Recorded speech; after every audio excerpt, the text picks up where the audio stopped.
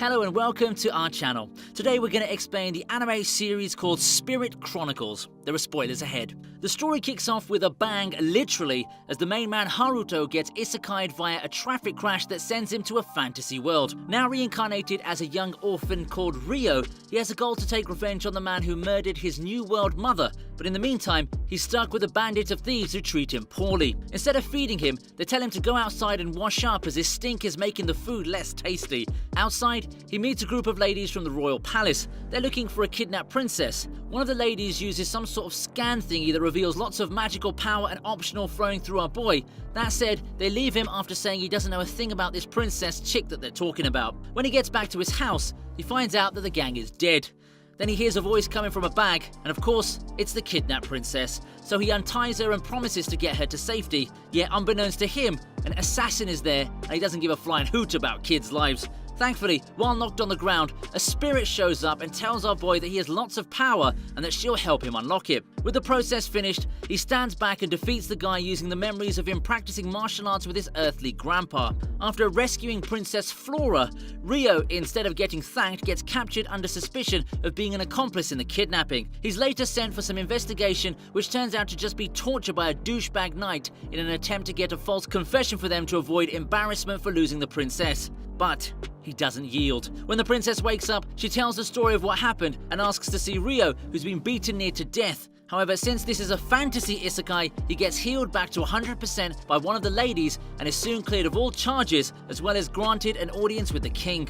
As a reward for rescuing Flora, Ryo is accepted into the Royal Academy. Although he's shunned by most of his peers due to his peasant origins, he finds comfort in the company of his instructor, Celia. Celia teaches him how to read and write the language of the New World, and being a university student in his previous life, he naturally excels in academic subjects for little kids, and regarding his combat lessons, he also shows great results while sparring with the instructors who give off grandpa vibes, and although the fight ends in a draw, the instructor is impressed and tells him that he has the making of a knight. But our boy says, yeah, not interested, G. The next day comes, and our boy is the talk of the school as he's top of the class academic-wise, and the dubs don't end here as he's also selected to represent the academy in the upcoming event alongside some brats who don't like the idea and protest it. But the old G tells them to STFU. The day of the events come, and turns out our boy is going against none other than a knight douche who goes all out on our boy, but now having learned how the knights spar under the old man and having previous experts in kendo, he beats the knight ever so easily. Ashamed, the douche knight heads home to drink his sorrows with a sketchy looking man, while on the other end, our boy heads to the back of a school to receive what looks like his first love letter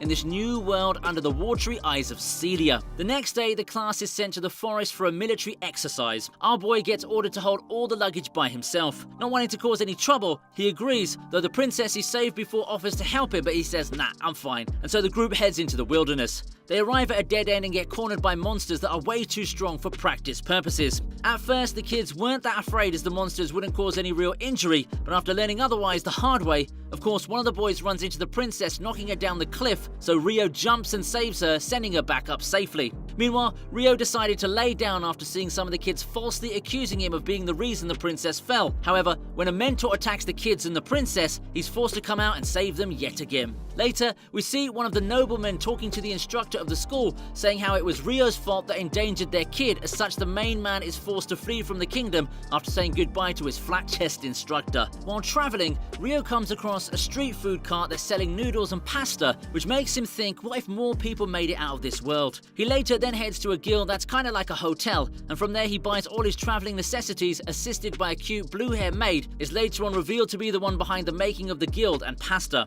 Now he's got all he needs, Ryo writes one last letter to his instructor to say goodbye, before heading to the forest where he meets Latifah, a young beastkin assassin that's tasked to hunt and kill Ryo. Ryo defeats Latifah and frees her from the magic spell that forced her to obey her masters. After she wakes up, she acts nothing like the assassin she seemed to be. On the contrary, she's more childlike and lovely, which is very sad actually, knowing what she went through with the douchebag family. After the questing ends, Ryo tells her to go far east where the beastkin live freely together, but the little fox girl knows nothing about about direction or beastkin, which is a bit sus. That said, she begs our boy to let her stay with him. Seeing how genuine she was, he agrees and the two start traveling together. Later that night, while the couple is resting in a tent, Latifah talks in her dreams, saying that she misses her mother, father and brother, before saying she wants to go back to Tokyo, which our boy hears and makes him feel worse for her, realizing this little kid after reinsertion became a slave, so he sleeps closer to make her feel safe. When Latifah wakes up and sees him too close, the girl freaks out, but then she remarks how he looks like her big brother.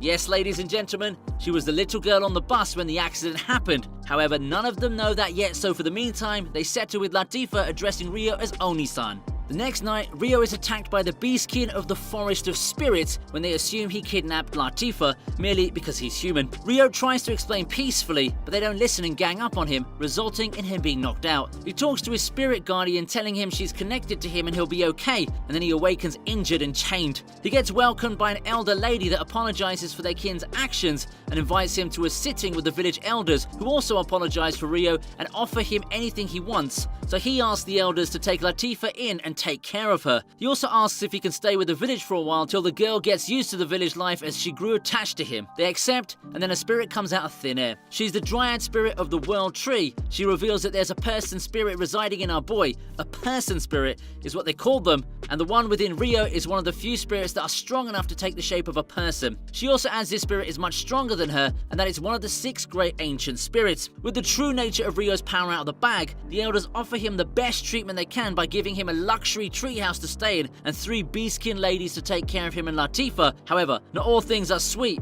as we see the shady figure behind the practice attack is making a move that took a whole year later to do. When Rio's about to depart to the land of his ancestors, Latifah gets heartbroken at the thought of separating from her adoptive brother and runs away in tears. Meanwhile, the beastkin took note of a human in the forest, and when they arrived to question him, they noticed he was holding an egg. The guy escaped using a griffin, but suddenly a swarm of wyverns appear behind him. The sketchy man kills him remotely whilst he's in the wyvern nest taking all their eggs. Back to the action, the man falls to the ground and the egg breaks at Latifah's feet. When the dragon thing gets down and sees the egg, it gets enraged and attacks the kawaii fox girl. Thankfully, Rio arrives in the nick of time, and by using his newfound abilities, he defends his friends. The next day, he has a talk with his sister. They both tell each other that they come from Japan, but they don't know yet they were on the same bus when the accident happened. The village thanks Rio for defending them, and each elder gives him a unique gift. From weapons and armor to food and storage devices, he now has all that he needs to continue the journey successfully.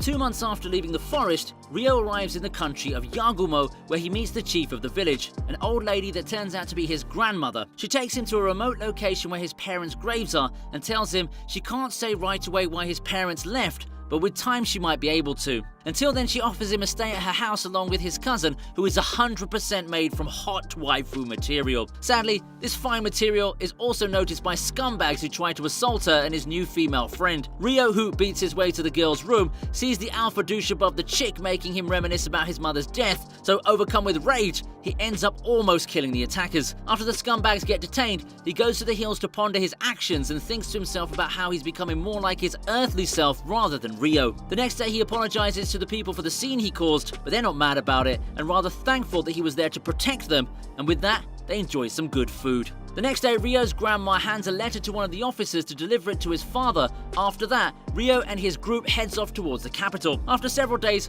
Rio and the group arrive in the capital. Our boys head out to enjoy the city. Later, we see the officer has handed the letter to his father, who seems shocked after reading it. He tells his son to meet with this Rio and to bring the boy to him, who in turn introduces him to the king and queen of the land, which turns out to be the parents of his mother. Rio learns his father was a strong warrior who fought against the neighboring kingdom and was the guardian of his mother, but while the kingdom was doing a peace treaty signing with the neighboring kingdom, the prince of that kingdom took a liking to his mother, so he sent a man to kidnap her. However, his father saved her, and the kidnapper died in the process, so the other kingdom asked for his head for the peace signing to continue. Now, although it doesn't make any sense, the king and the party had no other choice but to marry the princess and his father in secret before making them flee the country. After revealing all that, Rio's grandparents ask him to reveal the horrible truth about his mother's death and his deep hatred towards the man responsible for it. Then, the king king asks Ryo to duel with one of his mother's past guardians and the strongest warrior as a test of his strength and whether he can continue on his quest for revenge against the man who was strong enough to kill his father. Ryo accepts and wins, showcasing his strength and resolve to avenge his mother to his grandparents.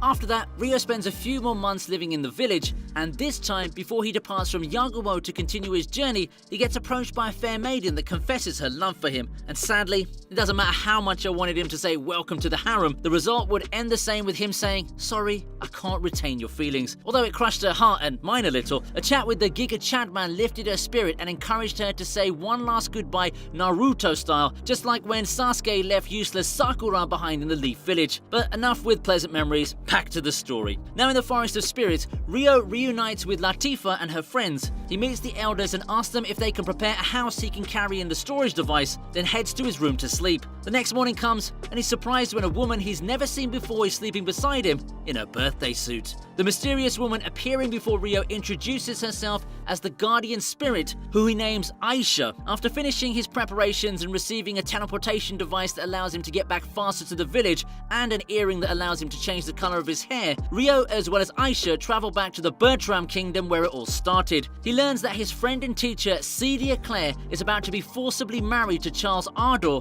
an old enemy of his. This is all happening because after a crushing defeat in a war, the royal family had lost their power. When Ryo reunites with Celia and talks a bit till it becomes clear even to a blind man that she must marry Charles for political reasons, but she doesn't admit it as she doesn't want to make more trouble for the lover boy. She thanks Ryo for meeting her once more and sends him away. Ryo has doubts if he should stop the wedding or not. Then we get to meet one of the princesses who stayed in the country, and she's grown so much in the last 4 years, which is kind of weird to see when you're standing next to Celia, who hasn't changed one bit. But anyway, we're not here to talk about plot holes in an isekai. We're here to see our boy man the F up and play his role as an isekai hero. And an isekai hero he is, as Ryo stops the wedding with the approval of Celia while acting like a kidnapper. He sweeps the girl up and saves the damsel in distress by stealing a page out of his father's book. He proceeds to escape out of the kingdom with the help of 𝐼𝐸, of course. He manages to shake the guards off him and they end up in the mountains where he sees space-time rifts, indicating the summoning of other Japanese entities under the request of 𝐼𝐸, who seems troubled. He then goes to rescue 3 kids kidnapped by bandits for slave trading purposes.